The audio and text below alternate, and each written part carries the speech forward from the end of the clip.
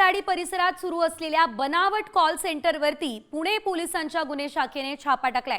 150 ते 200 पोलीस अधिकारी कर्मचाऱ्यांना मोठा फौजफाटा सध्या या ठिकाणी तैनात करावा लागलाय। खराडी मुंडवा बायपास रस्त्यावर प्राइड आयकॉन ही इमारत आहे आणि या इमारतीमधून हे बनावट कॉल सेंटर चालवलं जात होतं अशी माहिती आहे। दरम्यान या कॉल सेंटरमधून नेमके काय प्रकार चालत होते त्या अनुषंगाने पोलिसांचा तपास सुरू आहे। खराडीमधील प्रसिद्ध हॉटेलच्या 9व्या मजल्यावरती मध्यरात्री पोलिसांची छापेमारी बघायला मिळाली। सायबर फ्रॉडचे मोठे रॅकेट उघडकीस आले।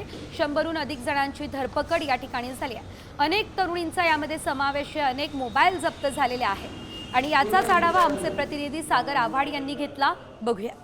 पुण्यातील खराडी परिसरामध्ये गुन्हे शाखेने मोठी कारवाई केलेली आहे। आपण जर पाहिलं तर 100 ते 150 पोलीस जे आहेत ते आतमध्ये सध्या कारवाई करताना पाहायला मिळत आहेत। मॅग्नेटल BPS अँड कन्सल्टंट्स LLP अशी ही कंपनी आहे आणि यामध्ये हा काहीतरी फ्रॉड झाल्याचा संशय पोलिसांना आहे आणि त्यानुसार पोलिसांचा सध्या तपास सुरू आहे।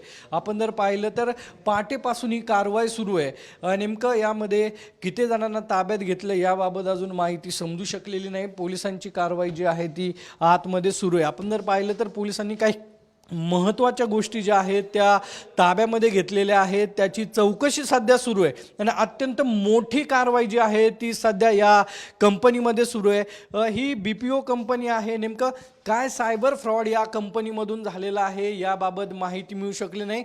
पोलिसांनी पुण्यामध्ये सायबर फ्रॉडचा असणारं कॉल सेंटर जे आहे ते उद्ध्वस्त केलेलं आहे आणि याबाबत आत्ता पुणे पोलिसांचं पथक जे आहे ते यामध्ये तैनात आहे। पोलिसांचा मोठा बंदोबस्त जो आहे तोही बिल्डिंगच्या खाली आपल्याला पाहायला मिळतोय। त्यामुळं या सायबर फ्रॉडच्या BPO कॉल सेंटरमधून नेमकं कशा पद्धतीने फ्रॉड झालेला आहे हे तपासांती समोर येईल। कॅमेरामन किरण काजळेसह सागर साम TV पुणे खराडी।